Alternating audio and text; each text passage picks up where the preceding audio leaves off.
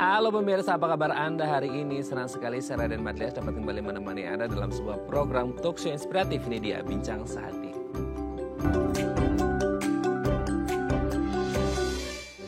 Ya pemirsa, hari ini kita memperingati Hari Kanker Pankreas Sedunia. Kalau kita ngomongin pankreas, ini kan menjadi salah satu organ yang sangat vital dalam kehidupan kita. Tapi sayangnya ada beberapa kasus mungkin nggak begitu populer ya, seperti jantung, stroke, dan lain sebagainya, diabetes gitu yang masuk top 3. Tapi kalau kita ngomongin kanker pankreas, ini juga salah satu hal yang harus dijadikan concern banyak orang, karena ternyata kanker pankreas ini sebagai salah satu silent killer, yang mana orang mungkin agak nggak aware, nggak ngeh dengan alarm quote-unquote di dalam tubuhnya bahwa pankreasnya ini ada masalah dan mengalami kanker. Sayangnya adalah ketika sudah masuk stadium-stadium lanjut gitu ya, 2B dan lanjut gitu ya, yang akhirnya orang baru ngeh bahwa oh ada masalah ya sama kanker pankreasnya, sama pankreasnya yang mengalami kanker seperti itu.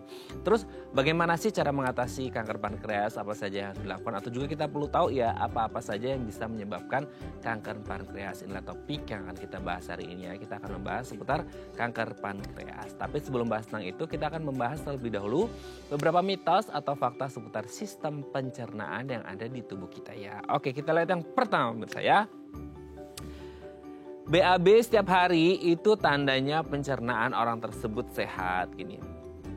Kalau pengalaman pribadi saya adalah, saya itu bukan karena ingin menyehat-nyehatkan diri saya sendiri ya, tapi saya adalah orang yang setiap kali bangun pagi gitu ya, langsung tuh ada alarm dalam tubuh bahwa oke, harus segera buang air besar, harus segera pup gitu ya. Karena sudah pasti ada pergejolakan gitu ya di dalam perut saya yang meronta-ronta untuk segera dikeluarkan. Tapi in fact gitu ya, ternyata saya juga punya seorang teman yang kebetulan masih hidup loh orangnya gitu ya. Dan itu bisa loh pemirsa, hampir seminggu dia nggak BAB, bayangin. Hampir seminggu dia nggak BAB dan dia rasa kayaknya oke-oke aja, fine-fine aja gitu ya. Dan ada satu cara nih, kalau dia ngerasa kayak oke, kayaknya udah nggak oke lagi nih perutku gitu ya, dia harus berolahraga. Salah satunya adalah jogging plus minum air. Nah baru tuh dia bisa ada bergejolak di perutnya, bisa deh dia langsung BAB. Tapi kalau nggak kayak gitu, kayak nggak ada gaya dorong gitu ya untuk mengeluarkan feses yang ada di dalam perutnya seperti itu. Nah sebenarnya kalau kita ngomong BAB sendiri, itu normalnya seminggu itu berapa kali sih? Apakah setiap hari harus tandanya pencernaan sehat, atau kalau nggak setiap hari, bolong-bolong 2-3 hari, berarti ada something wrong dengan sistem pencernaannya, atau mungkin aja ya nggak seminggu, harus setiap hari sih. Tapi saya juga ngebayangin nih kalau nggak setiap hari itu rasanya gimana begahnya. Saya aja sehari kadang-kadang bisa 2 kali, atau kalau lagi makan banyak gitu ya, atau makan pedas bisa 3 kali gitu ya. Dan ini yang seminggu cuma berapa kali atau cuma sekali, nanti kita bahas ya. Ada nggak sih standar bahwa sistem pencernaan sehat dinilai dari frekuensi BAB kita selama seminggu? Nanti kita bahas ya. Oke, kita lanjut pemirsa yang kedua ya. Panjang usus halus itu katanya bisa mencapai 7 meter.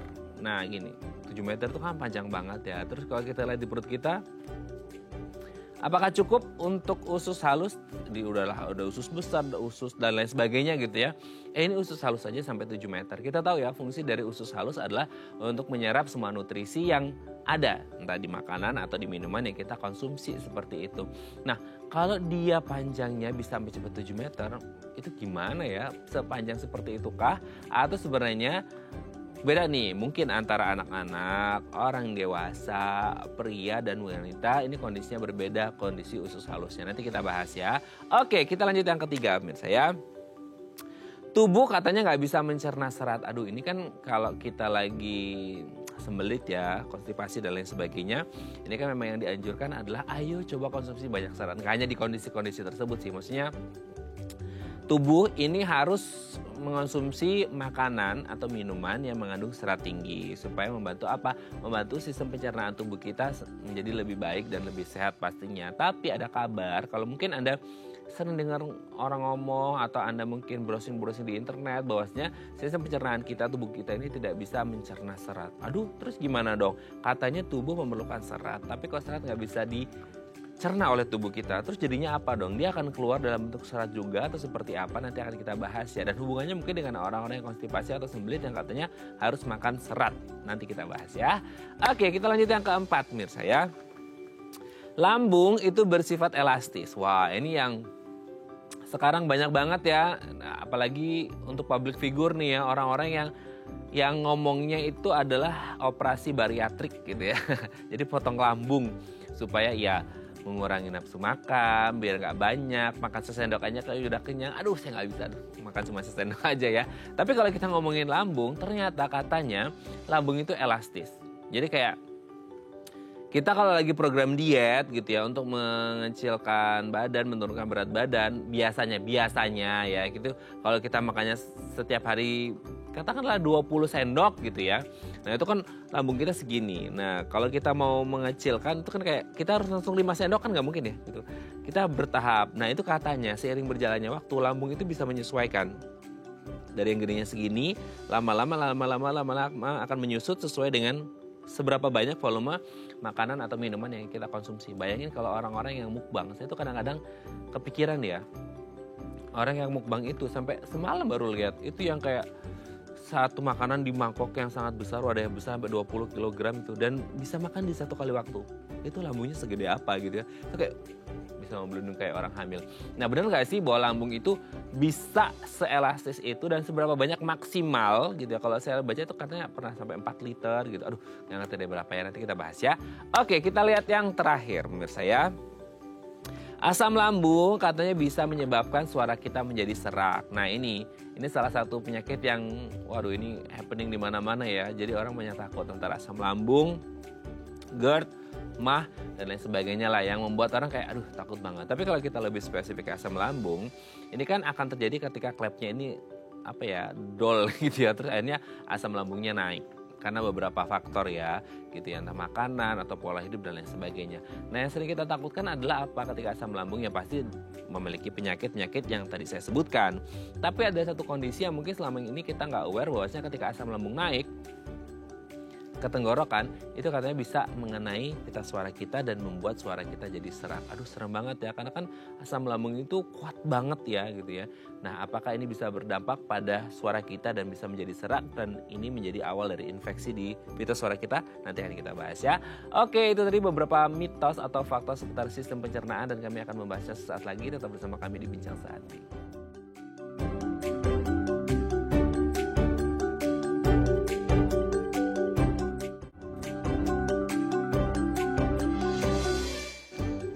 Baik, Anda masih bersama kami di Bincang Sehati. Tadi di segmen sebelumnya kita sudah membahas ada beberapa mitos atau fakta seputar sistem pencernaan.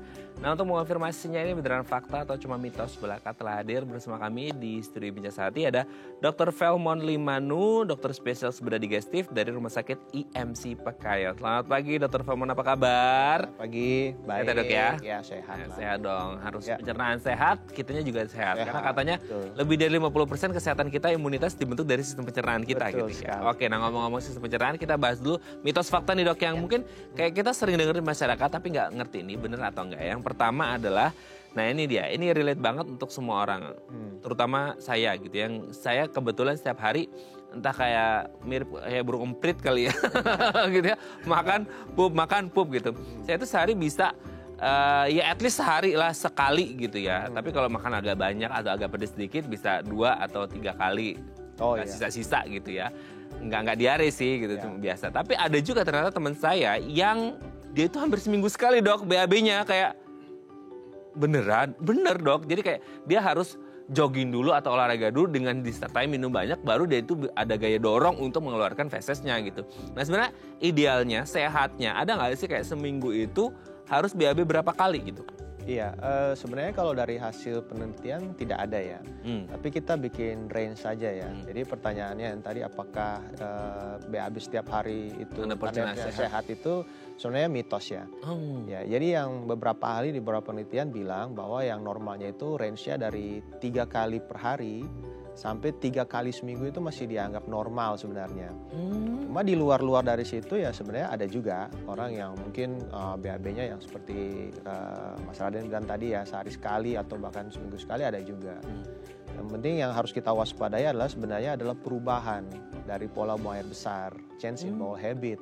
Jadi yang dulunya saya BAB setiap hari, kok sekarang saya lebih sering konstipasi ya. Dulunya kok saya lancar, tapi sekarang bisa 3 hari baru BAB gitu. Nah, itu harus diwaspadai ya gitu ya. Oke, jadi kalau dulunya memang polanya seperti itu, sampai sekarang seperti itu berarti nggak masalah. Ya, tapi ketika ada perbedaan dulu setiap hari, sekarang seminggu 2-3 kali gara-gara konstipasi, nah itu yang harus jadi pertanyaan gitu ya. Kan kita bisa mengukur dan menilai diri kita sendiri gitu ya. Oke, kita lanjut yang kedua. Panjang usus halus itu katanya bisa mencapai 7 meter. Iya, itu fakta ya. Jadi sebenarnya yang range normal yang sering dibilang di buku itu 4-6 meter lah secara general. Tapi usus halus itu bisa panjangnya dari yang ada yang hanya 3 meter sampai bahkan yang sampai 10 meter pun ada juga gitu ya. Jadi bervariasi, tiap-tiap orang anatominya beda-beda gitu. Kita usus halus rata-ratanya kurang lebih 4-6 meter. Tambah usus besar ya kurang lebih 1-1,5 meter lah. Tapi memang di usus halus ini dia tempat menyerap nutrisinya itu ya dok? Betul, sebagian besar nutrisi dari makanan yang kita makan itu diserapnya di usus halus gitu, tempatnya gitu ya. Itu kan jadi pertanyaan banyak orang sebenarnya, kayak orang kerasa lapar, ingin makan karena kerasa lapar gitu ya. Terus habis makanan itu katanya bisa mengandung vitamin A, B, C, segala macam nutrisi ini itu. Itu gimana cara menyerapnya? Di mana organ tubuh kita itu tahu bahwa oh ini vitamin A, ini nutrisinya ini segala macam, itu semuanya terjadi di salah satunya usus halus gitu ya. Usus halus betul. Oh, oke. Oke, kita lanjut yang ketiga. Tubuh katanya nggak bisa mencerna serat, sementara kita diminta untuk makan banyak serat. Gimana dok? Iya, fakta ya. Gitu ya. Jadi memang serat ini salah satu bentuk dari karbohidrat sebenarnya yang tidak bisa dicerna oleh tubuh kita, oleh usus ya kalau pada saat ini. Serat itu sebenarnya ada 2 ya. Ya. Jadi ada serat yang soluble sama serat yang insoluble yang tidak larut air. Yang soluble itu bisa kita dapat pada buah-buahan, kacang-kacangan, dan insoluble itu biasanya pada sayur-sayuran hijau.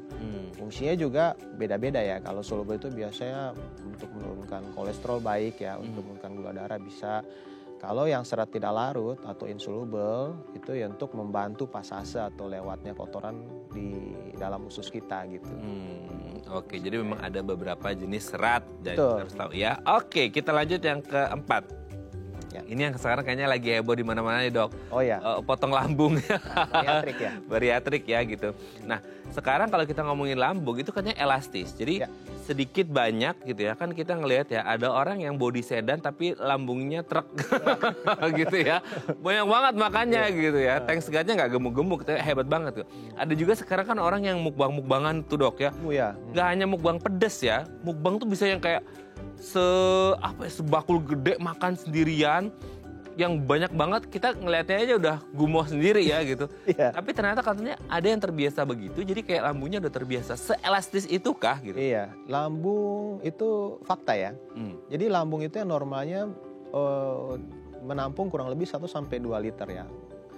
Kita makan. Jadi kalau sudah mencapai 1 liter 2 liter baru mulai timbul yang rasa puasnya, rasa kenyangnya gitu. Tapi sebenarnya dia bisa melar atau membesar sampai ukuran 4-5 kali dari ukuran yang normalnya gitu.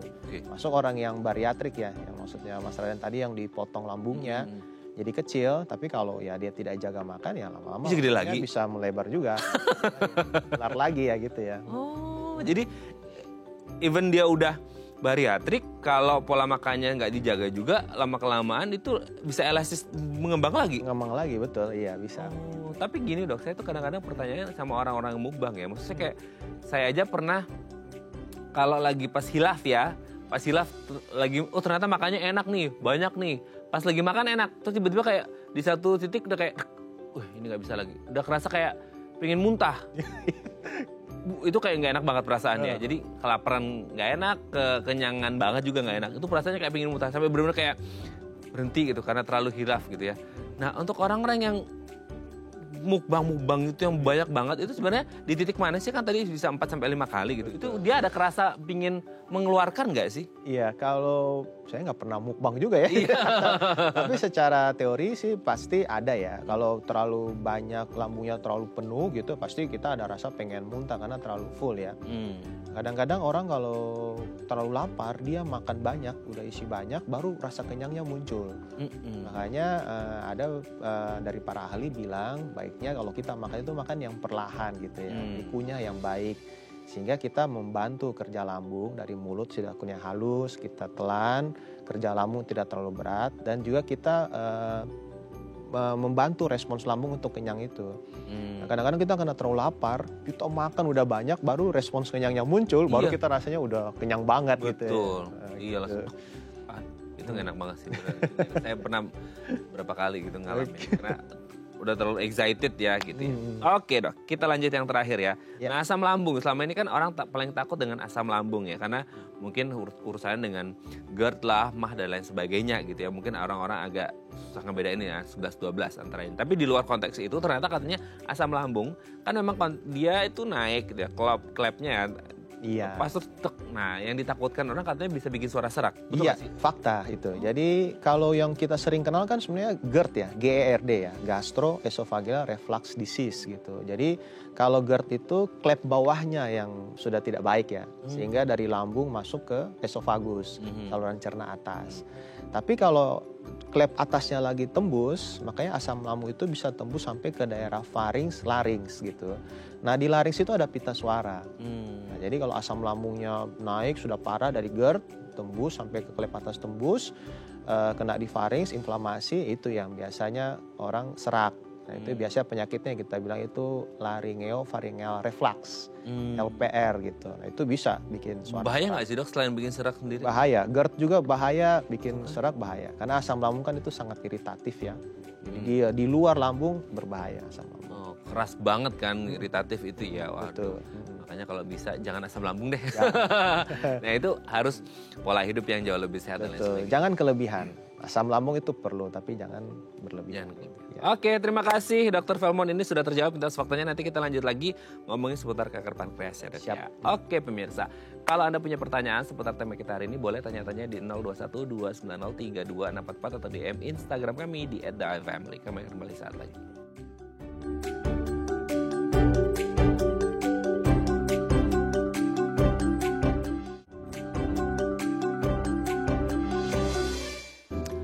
Baik, Anda masih bersama kami di Bincang Sehati. Kita masih membahas tema kita hari ini bagaimana caranya untuk mencegah terjadinya kanker pankreas. Nah, kalau Anda punya pertanyaan seputar tema kita hari ini, boleh ya tanya-tanya di 0212903244 atau DM Instagram kami di @theifamily. Kita masih bersama dengan Dr. Velmon Limanu, dokter spesialis bedah digestif dari Rumah Sakit IMC Pekayon. Oke dok, sebelum kita lanjut ngomongin tentang kanker pankreas, ini kan jadi salah satu sistem pencernaan kita. Jadi kalau sistem pencernaan kita itu sebenarnya ada apa aja sih? Kan kita tahu cuma mulut dan lambung, that's it gitu. Iya.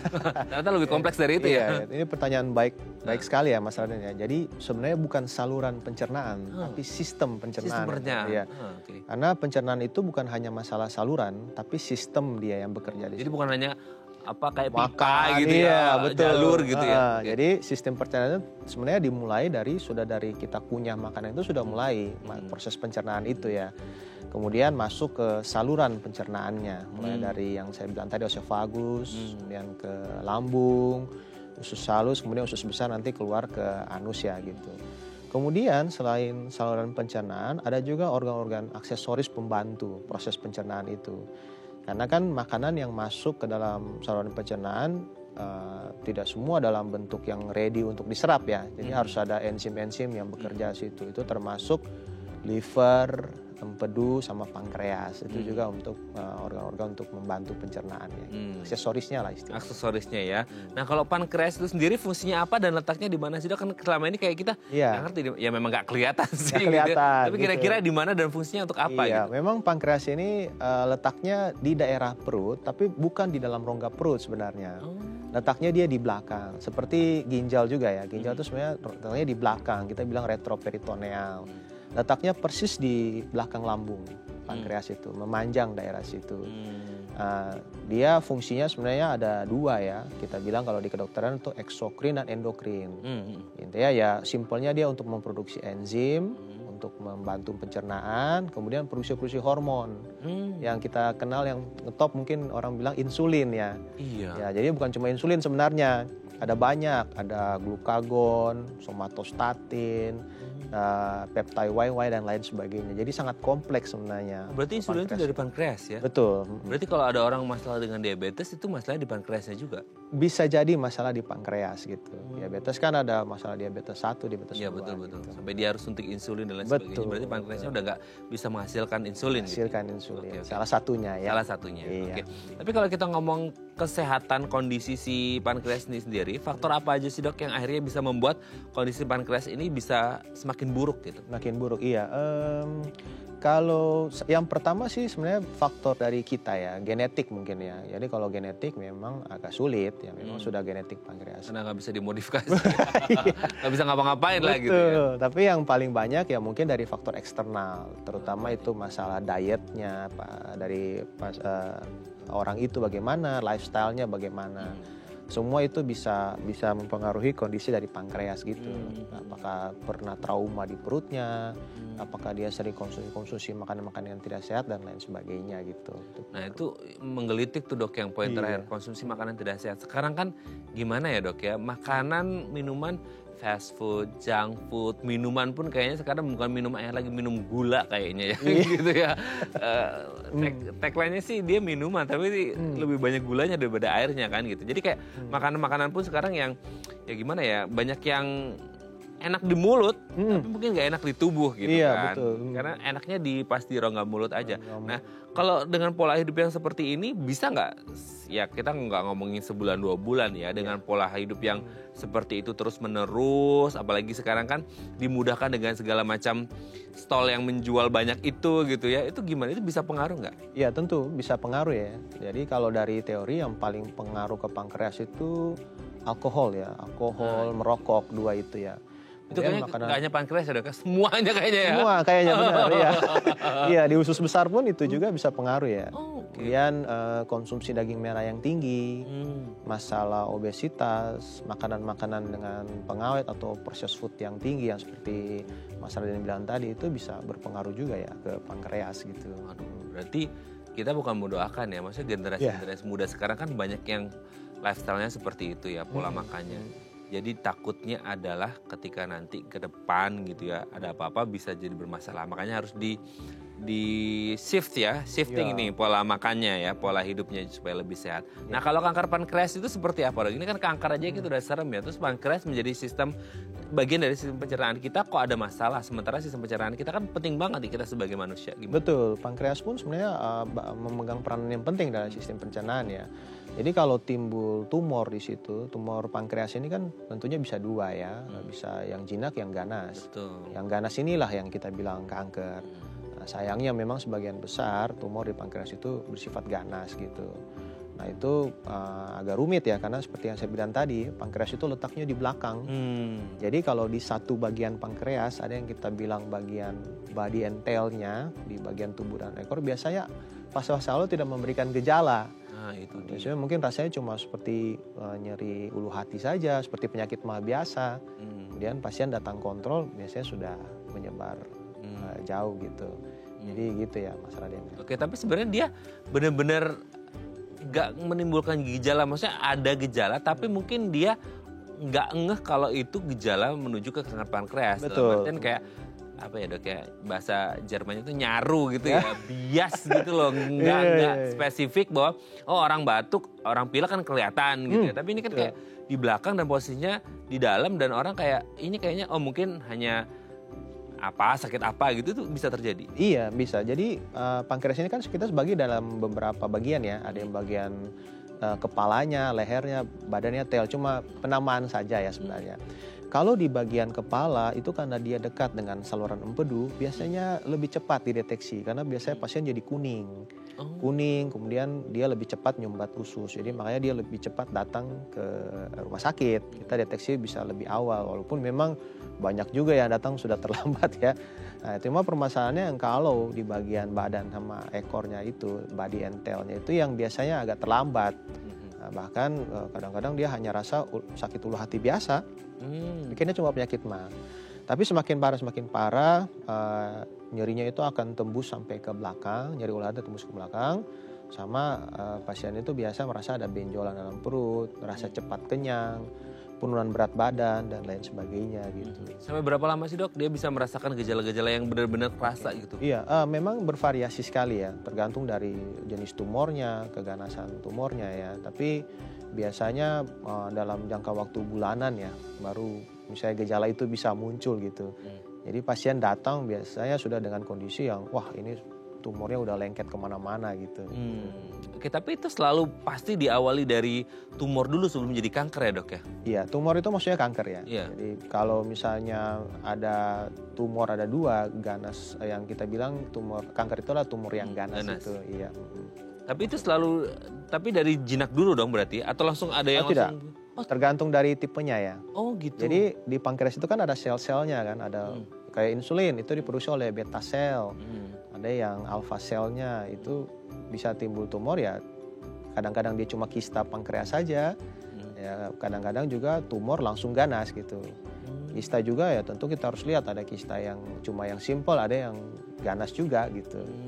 Nah, ganas atau yang jinak itu sendiri, kan tadi kalau kita ngomong secara umum gejalanya tidak ada yang spesifik gitu ya, kecuali benar-benar udah masuk stadium berapa gitu. Nah, kalau antara yang jinak dan ganas bisa kerasa nggak? Misalnya kayak yang jinak ini memang gejalanya agak nyaru, tapi kalau yang ganas bisa jadi langsung kerasa banget karena sifatnya kan udah ganas gitu. Kayaknya sih tidak ya. Tapi kita untuk membedakan itu kita perlu pemeriksaan laboratorium. Biasanya kita ambil biopsi ya dari kelenjar pankreas itu, baru kita periksa di mikroskop laboratorium. Baru kita bisa tahu ini tipenya apa, apakah dia jinak atau ganas dan lain sebagainya gitu. Agak serem juga ya kalau ada jinak dan ganasnya nggak kedetek sama sekali gitu ya dok ya. Oke, nanti kita lanjut lagi ya dok ya di segmen selanjutnya ya. Oke pemirsa, kalau Anda masih punya pertanyaan seputar tema kita hari ini, boleh ya tanya-tanya di 021 290 3244 atau DM Instagram kami di @theifamily. Kami akan kembali saat lagi.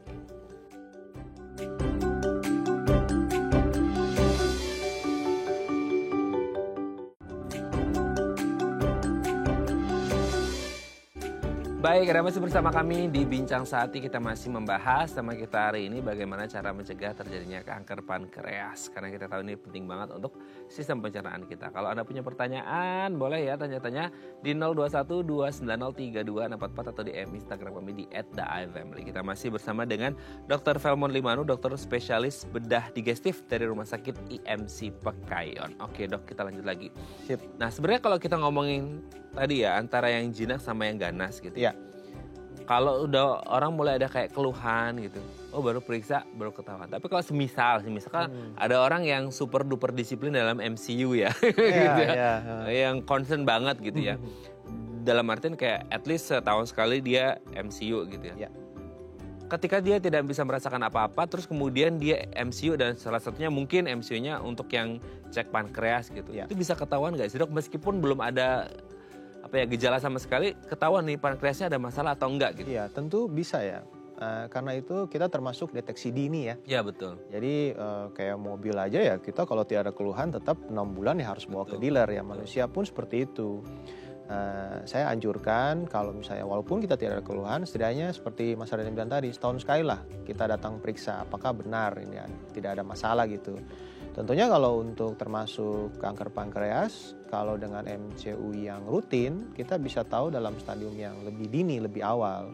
Sehingga penanganannya dan hasil penanganannya tentu akan lebih baik ya kalau dilakukan di stadium yang awal. Gitu. Nah itu kalau stadium-stadiumnya sendiri sama dengan penyakit-penyakit yang lain atau ada stadium khusus? Pada secara general tetap stadiumnya kalau untuk saluran cerna ya, saya tidak bicara kanker lain ya. Tapi kalau saluran cerna biasanya tetap kita pakai sistem TNM. Tumor, nodul kelenjar getah bening sama metastasis. Cuma mungkin agak beda-beda sedikit lah. Di usus besar agak beda, pankreas beda gitu. Tetap pada stadium 1, 2, 3, dan 4 gitu. Berdasarkan TNM itu. TNM ya? Iya. Berarti kalau misal ada orang rutin MCU salah satunya di pankreas setiap tahun, kan bisa ketahuan. Berarti itu pasti akan, misal nih tahun ini November lah ini, November MCU nggak ada apa-apa. November di pankreasnya masih ada ya. Terus kemudian November 2024 dia periksa ada masalah. Itu harusnya masuknya masih stadium-stadium awal kah atau bisa jadi itu bisa jinak atau bisa juga ganas gitu? Iya, baik kalau 1 tahun kita memang tidak bisa prediksi pasti ya. Tapi ya setidaknya daripada kita tidak MCU, ketahuannya sudah parah gitu. Karena biasanya seperti yang saya jelaskan tadi ya, kanker pankreas kalau sudah memberikan gejala biasanya sudah lama dan sudah parah kondisinya. Jadi kalau kita MCU sebenarnya kita meminimalisir datang dengan kanker yang sudah stadium lanjut. Kalau kita MCU mungkin kita bisa tahu dengan stadium yang lebih cepat, lebih awal, ya tentu penanganannya akan lebih mudah gitu. Betul, dan masalahnya mungkin banyak yang kasusnya akhirnya setelah menimbulkan gejala baru datang. Iya, ya, betul.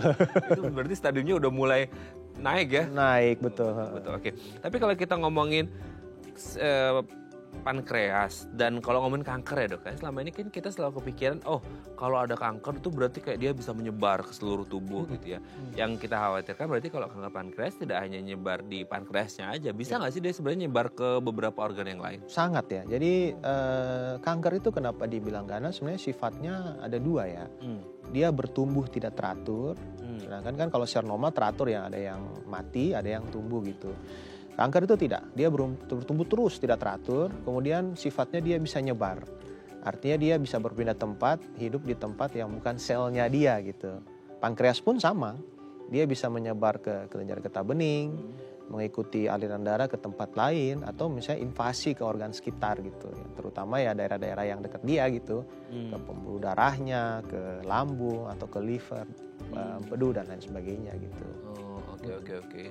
Nah sekarang berarti kita ke pengobatannya gitu ya. Nah, sebenarnya kalau kita ngomongin pengobatan itu sendiri sebelum akhirnya menuju ke pengobatan, sebenarnya dia kalau tidak tertangani dengan baik kan pasti akan mengalami komplikasi gitu ya. Nah, sebelum kita ngomongin komplikasi dan pengobatannya, kita sapa penelpon terlebih dahulu sudah tersambung ya. Siap. Halo, selamat pagi, dengan siapa di mana? Halo, selamat pagi. Pagi. Selamat pagi, Bu. Selamat pagi, Bapak. Bapak siapa di mana, Pak? Saya ada di Papua. Oh, Bapak siapa, Pak? Kalau boleh tahu, Pak.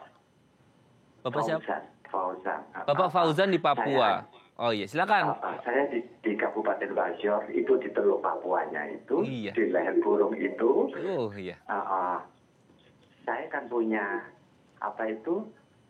diabetes tipe 2. Saya minum obatnya itu pagi 5 piring, kalau makan saya minum akarbosol, terus sudah makan saya minum metformin. Terus untuk kebas-kebasnya itu saya pakai gabapentin.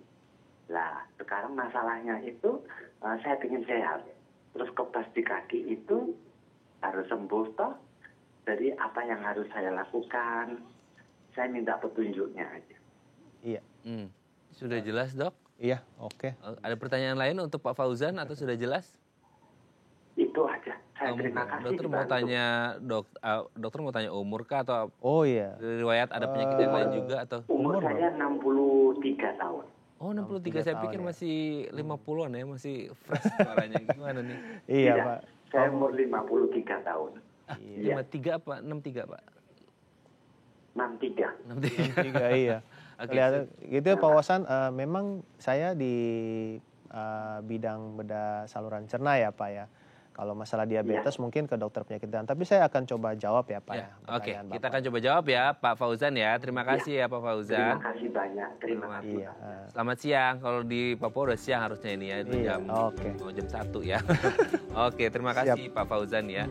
Pak Fauzan di Papua tapi ngomongnya lah. Oh iya, mungkin ya. itu.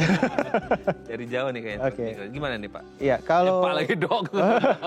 Kalau diabetes tipe 2 sebenarnya bukan masalah di pankreas tapi lebih ke sensitivitas insulin ya gitu. Jadi memang pankreasnya biasanya memproduksi insulin normal. tapi sensitivitasnya yang insulin yang harus diperbaiki gitu. Jadi, nah kalau masalah obat-obatan herbal ya mungkin harus ke dokter yang ahli itu ya. Saya tidak bisa menjawab itu. Tapi setidaknya kalau misalnya Pak Fauzan bilang saya mau sehat, ya tentunya dilanjutkan saran dari dokter yang di sana, obat-obatan apa yang harus diminum. Mungkin dibantu dengan herbal juga bisa. Biasakan hidup yang sehat, hindari makanan-makanan yang dengan kadar gula yang tinggi, olahraga, walaupun olahraga tidak perlu yang terlalu ekstrim ya, olahraga yang low impact aja, jalan kaki, renang itu sudah cukup. Saya rasa sih begitu ya. Tapi kalau memang kayak Pak Fauzan yang diabetes tipe 2, berarti kan ada masalah di pankreasnya dok ya? Biasanya masalah di insulin ya, sensitivity-nya ya. Pankreas biasanya masih produksi tetap insulinnya gitu. Masih tetap.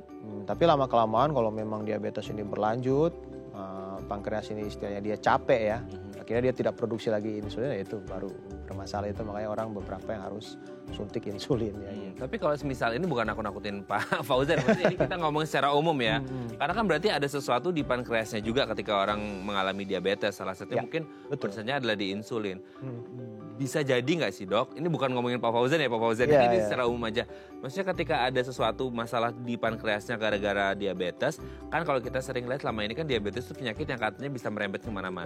Nah gitu. Nah ada nggak hubungannya ketika ada masalah pankreas gara-gara diabetes, ini bisa berujung juga sama entah tumor atau kanker? Betul. Kanker diabetes adalah salah satu faktor resiko untuk terjadinya kanker pankreas ya. Jadi selain diet, lifestyle ya tentu kondisi-kondisi seperti diabetes, ya usia juga ya dan lain-lain sebagainya, overweight, obesitas itu juga menjadi faktor resiko ya, bukan pasti ya, bukan pasti tapi salah satu faktor resiko lah gitu. Oke ya, semoga ini bisa menjawab pertanyaan Pak Fauzan yang ada di Papua. Terima kasih, wah senang banget nih kita ditonton sampai Papua ya. Semoga sehat terus. Kita bukan menakut-nakuti, yang pasti Pak Fauzan bisa menjaga kondisi kesehatannya lebih baik lagi supaya pankreasnya tetap sehat dan bisa terkontrol dengan baik ya diabetesnya. Terima kasih Pak Fauzan ya. Sehat terus, salam untuk keluarga di rumah di Papua. Oke deh, kita lanjut lagi. Kalau akhirnya kan karena nyaru tadi ya gejalanya, sehingga orang kayak nggak ngeh bahwa ini adalah kanker pankreas. Sebelum kita ngomongin pengobatannya, kalau akhirnya ya karena kita ngomongin Indonesia juga mungkin coverage area terlalu luas, fase-fasenya mungkin tidak tertangani dan edukasinya pun mungkin banyak yang belum paham tentang kanker pankreas karena selama ini mungkin taunya ya tadi diabetes, stroke, jantung gitu-gitu ya dok. Kayak kanker pankreas kayaknya nggak begitu populer banget di orang-orang kita gitu. Apa sih yang akan terjadi, the worst skenario-nya atau komplikasinya ketika tidak tertangani dengan baik? Iya, kanker pankreas kalau tidak tertangani dengan baik seperti kanker-kanker pada lainnya juga ya. Tentunya akan memberikan masalah kesehatan, kankernya bisa nyebar dan lain sebagainya. Yang paling sering yang menyebabkan masalah itu pasti nyeri ya. Kalau kanker pankreas nyeri yang sangat-sangat hebat yang menjalar sampai ke punggung biasanya. Jadi kita bilang cancer pain. Nah kalau kanker di bagian kepala dari pankreas karena dia berdekatan dengan empedu dan usus di situ, tentunya pasien akan muntah, kemudian badannya kuning. Ya, akhirnya lama-lama bermasalah merembet ke semua, ke livernya, ke pencernaannya gitu. Gitu. Iya betul. Ya, pasti nggak enak banget karena nyerinya dahsyat banget gitu. Banget. Oke dok, sebelum kita lanjut, ini ada DM Instagram. Siap. Saya bacakan ya, ini dari Bu Tania. Pagi dok, saya bukan ibu deh, usianya baru 27 nih, Mbak Tania ya. Usianya 27 nih dok, udah beberapa bulan nafsu makan saya tuh nurun drastis. 5 bulan lalu berat saya 98, wow. Tapi sekarang turun jadi 53, wah drastis banget ya, hampir setengahnya ya. Belakangan ini tuh saya jadi lebih gampang mual dan muntah. Apa ini termasuk gejala kanker pankreas? Lalu pemeriksaan apa aja yang harus dilakukan? Ini dahsyat banget loh dok, 5 bulan lalu 98, belum setengah tahun jadi 53, ini pasti turun drastis 27. Mual muntah ini gimana dok? Iya, jadi pertama ya, mual muntah itu sebenarnya bukan hak miliknya kanker pankreas ya. Penyakit lain pun bisa ya, jadi kita tidak perlu terlalu takut juga ya. Tapi yang penurunan nafsu makan, penurunan berat badan yang ekstrim ya. Tapi kita harus tanya dulu Ibu Tania ini olahraga atau diet, tapi 98 ke 50 itu jauh ya. Jauh banget tuh itu. Ya, jadi kalau menurut teori penurunan berat badan yang unintentional ya, yang tidak disengaja, tidak diet, tidak olahraga, lebih dari 5% dari berat badan sebelumnya atau lebih dari 5 kilo selama 3 bulan berturut-turut, itu harus dicari tahu, jangan sampai ada penyakit kronik gitu. Ya tentunya kalau saya bisa sarankan, mungkin kalau kita jawab di sini agak sulit ya, tapi kalau saya bisa sarankan coba Ibu Tania kontrol ya. dokter, dilihat kira-kira permasalahannya di mana gitu. Tapi tidak usah lah terlalu paranoid ini pasti kanker banget, enggak juga lah. Tapi ada nggak hubungan, maksudnya kan untuk orang yang, karena kita juga nggak ngerti ya, maksudnya Bu Tania ini memang ada intention buat nurunin berat badan atau nggak sengaja kayak tadi unintentional dia turun berat badan dari 98 ke 53 itu kan drastis, hampir setengahnya bahkan gitu ya. Itu bisa kelihatan banget bedanya orang gitu. Tapi kalau ngomongin pankreas sendiri, kanker pankreas ada tidak hubungannya dengan penurunan berat badan, terus kemudian kehilangan nafsu makan dan lain sebagainya? Kan memang hubungannya dengan sistem pencernaan kita dong. Iya betul. Kalau kanker pankreas, semua kanker biasanya pasti orang nafsu makannya menurun ya. Kemudian berat badan turun karena biasa kanker ini penyakit kronik, metabolisnya meningkat. Sedangkan kanker ini kan dia perlu makan juga. Jadi itu yang biasanya kita bilang pada orang kanker itu ada unintentionally body weight loss gitu ya. Itu harus hati-hati. Nah kalau untuk yang seperti tadi turun berat badan jauh banget ya tentu bermasalah ya. Kita tahu usus kan atau sistem pencernaan ini satu-satunya tempat masuk nutrisi ya. Ya mungkin kalau infus beda lagi dari darah ya. Jadi kalau ada bermasalah di situ, selain metabolisnya meningkat, kankernya juga menyebabkan mual dan muntah karena penekanan ke lambung, makanan juga tidak bisa diserap dengan baik, sehingga itu akan menambah parahnya dari keluhan-keluhan seperti penurunan berat badan dan mual muntah. Oke, semoga ini bisa menjawab pertanyaan Mbak Tania ya, dan segera periksa ke dokter untuk mengetahui seperti apa, karena lumayan drastis juga. Meskipun banyak wanita ingin kurus, tapi nggak gitu juga konsepnya gitu ya dok ya. Terima kasih Mbak Tania ya. Oke, nanti kita lanjut lagi di segmen terakhir ya dok ya. Udah gak kerasa nih udah segmen terakhir. Nanti kita ngomongin tentang pengobatannya ya. Oke, pemirsa, kami akan kembali saat lagi. Tetap bersama kami di Bincang Sehati.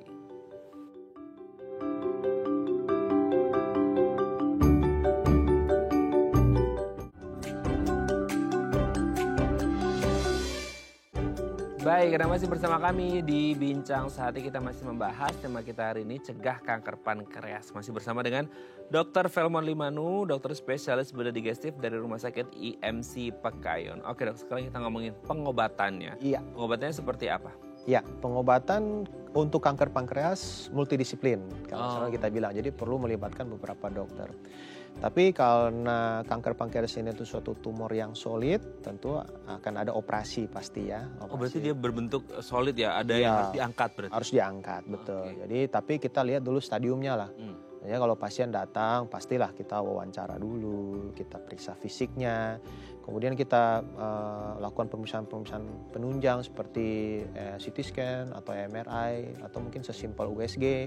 Setelah kita tahu stadiumnya, baru kita tentukan pasien ini apakah operasi dulu atau harus menjalankan kemoradioterapi dulu sebelumnya gitu. Biasanya sih seperti itu.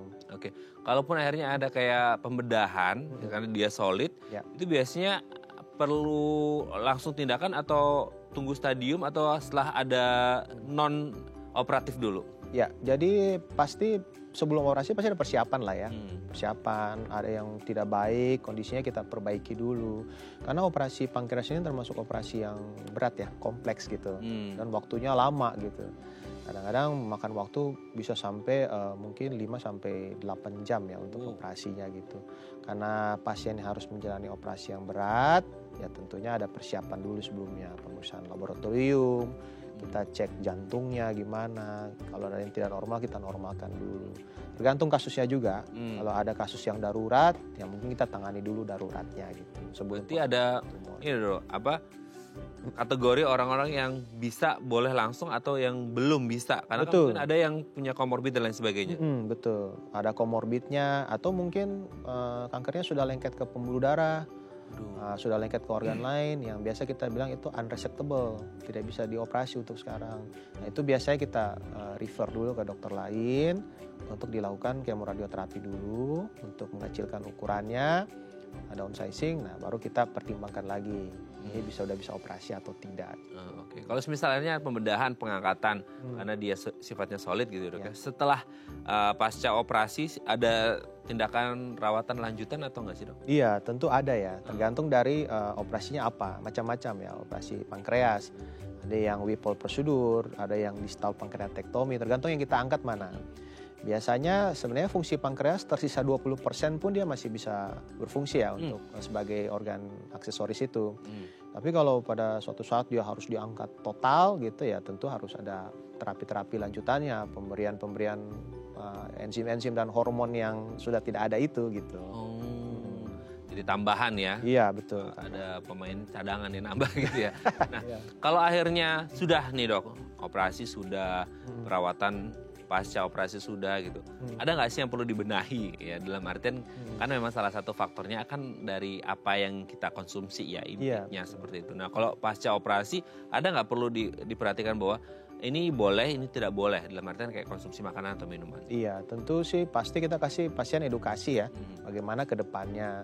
Yang kita harus hindari ya tentu cuma kebalikan dari faktor resikonya, obesitas, diabetes ya tentu harus jaga berat badan, lifestyle-nya dirubah, lebih sehat sekarang, harus olahraga lah.